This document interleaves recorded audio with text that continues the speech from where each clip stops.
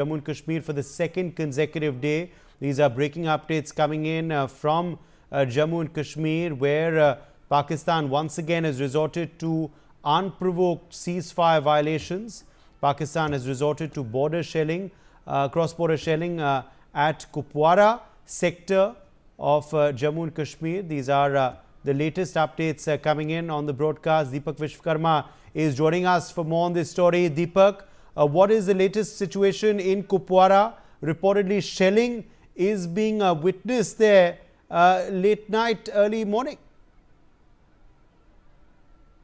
बिल्कुल, देखिए पाकिस्तान के ऊपर जब कल एयर स्ट्राइक से हमला किया गया तो उसके बाद की स्थिति यही होगी कि पाकिस्तान खींचकर अब जो कुपवाड़ा का इलाका है कारनार का, वहां पर उसमें देर रात मोर्टार दागे हैं और गोले दागे हैं।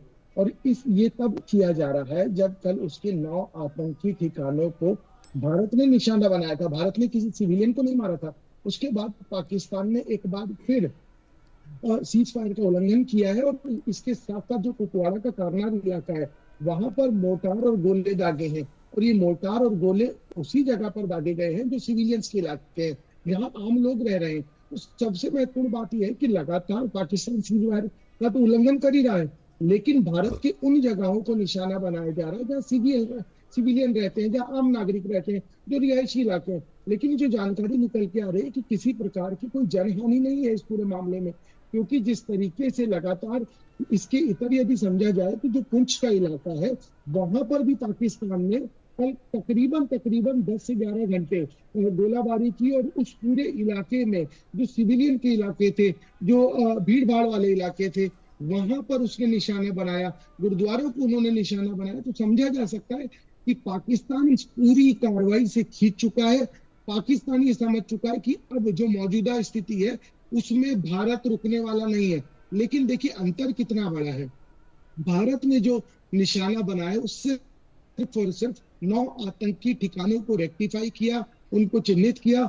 उसमें जो आतंकवादी संगठन वहां रह रहे थे, जो वहां पनाह पा रहे थे और जो वहां से पूरे आतंकवाद को फैला रहे थे, चाहे पहलगाम की घटना हो, चाहे 26/11 की घटना हो, वहां पर आतंकवाद पल रहा था, आतंकवाद की ट्रेनिंग हो रही थी। और तो और आतंकवाद किस तरीके से काम करता है, दूसरे देशों को किस तरीके से डेंट करता है, वहां से इसका पूरा मैसेज कन्वे हो रहा था। इसीलिए भारत ने सिर्फ उन्हीं इलाकों को ठिकाना बनाया और किसी को नहीं। और जो आतंकी थे और आतंकी संगठन थे और आतंकी आका थे और जो उनके ट्रेनिंग सेंटर थे, सिर्फ उन्हीं को निशाना बनाया गया था। जानकारी ये निकल के आ रही है कि जो पहले आंकड़ा 26 से 27 के आसपास था आतंकियों के मरने का, वो 31 के पार कर चुका है। और 52 से ज्यादा, 52 से ज्यादा जो आतंकी हैं उनके घायल होने की जानकारी आ रही है। तो कहीं ना कहीं पाकिस्तान बौखलाया हुआ है, क्योंकि इस पूरी घटना में पाकिस्तान को नहीं पता था कि इस तरीके से एक फिर एयर स्ट्राइक होगी और उन लोगों को मारा जाएगा जिनसे पूरी दुनिया परेशान है, जो विश्व पटल पर कहीं ना कहीं देश के किसी भी हिस्से में, किसी भी कोने में या किसी और देश में किसी न किसी आतंकी गतिविधि को अंजाम दे रहे हैं।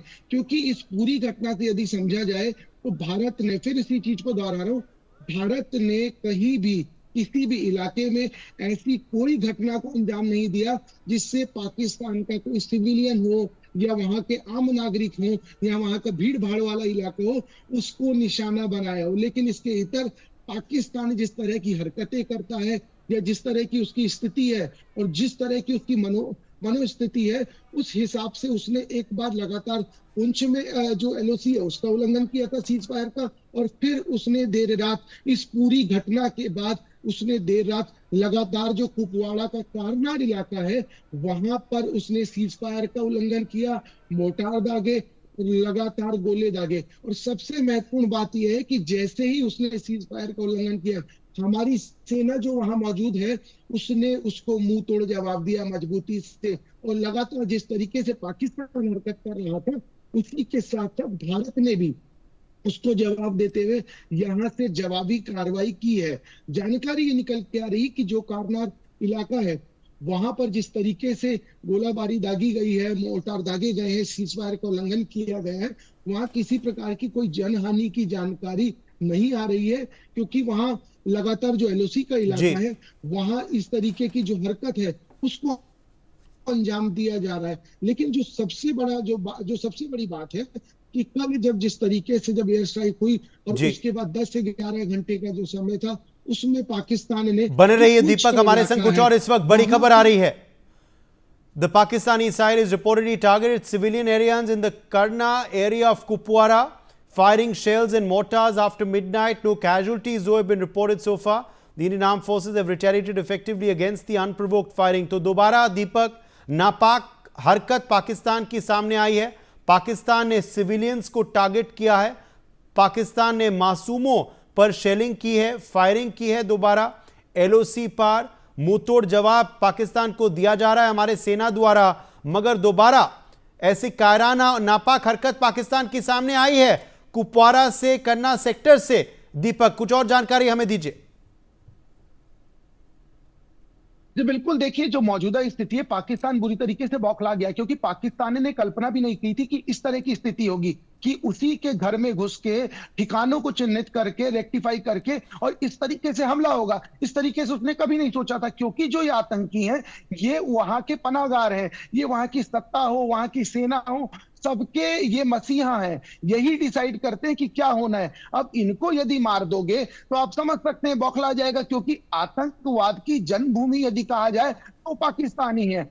जब इनके लोगों को मार दिया गया, इन लोगों को मार दिया गया, तो उसके बाद पाकिस्तान बौखला गया और बौखलाहट में उसने एक बार फिर जो कुपवाड़ा का कारनार इलाका है वहां पर देर रात लगातार लगातार गोले भी दागे हैं, मोर्टार भी दागे हैं। और इस पूरी घटना के बाद भारत ने जवाबी कार्रवाई की है और मुंह तोड़ जवाब दिया। जिस भाषा में पाकिस्तान जवाब चाहता है उसी भाषा में जवाब दिया गया है और मुस्तैदी से पूरी सेना वहां तैनात है। और सबसे महत्वपूर्ण बात यह है कि इस मौजूदा स्थिति में पाकिस्तान इस कदर बौखला चुका है कि लगातार जो सिविलियन इलाके हैं, जो आम रिहायशी इलाके हैं, वहां पर वो निशाना बना रहा है। वो ये नहीं कर रहा है कि जिस तरीके से हमने आतंकी संगठनों को उनके मारा है तो उस चीज को एक्सेप्ट करे, लेकिन मौजूदा स्थिति में वो इस तरीके की हरकत करके ये साबित करना चाह रहा है कि पाकिस्तान आतंकवाद का रहनुमा है, पाकिस्तान आतंकवाद को जन्म देता है, पाकिस्तान आतंकवाद के साथ खड़ा हुआ है। क्योंकि इस मौजूदा स्थिति में जब आतंकियों को मारा गया तो उसको उसकी मजम्मत करनी चाहिए थी, ये बताना चाहिए था कि हाँ ये वो लोग थे जिससे पाकिस्तान भी परेशान था। तो कहीं ना कहीं पाकिस्तान की इंटरनेशनल पटल पर तारीफ होती, उसके बारे में कहा जाता कि हाँ पाकिस्तान इस चीज को मान रहा है।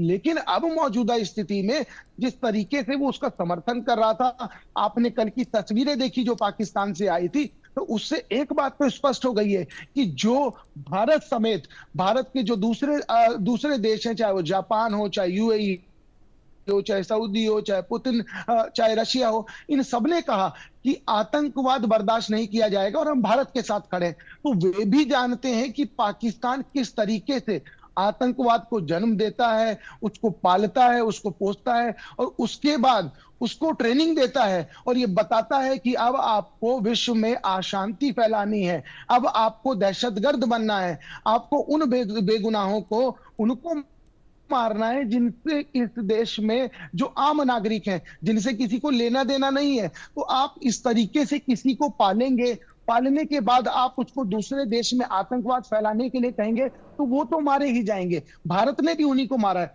भारत ने किसी भी सिविलियन पर अटैक नहीं किया है, लेकिन इसके इतर चाहे पुंछ का मामला हो, चाहे कुपवाड़ा का मामला हो, लगातार सीज फायर वायलेशन करके पाकिस्तान उन जगहों को निशाना बना रहा है जो सिविलियन के इलाके हैं, जिनकी कोई गलती नहीं है। पहलगाम में भी उन्हीं लोगों को मारा गया जिनकी गलती नहीं थी।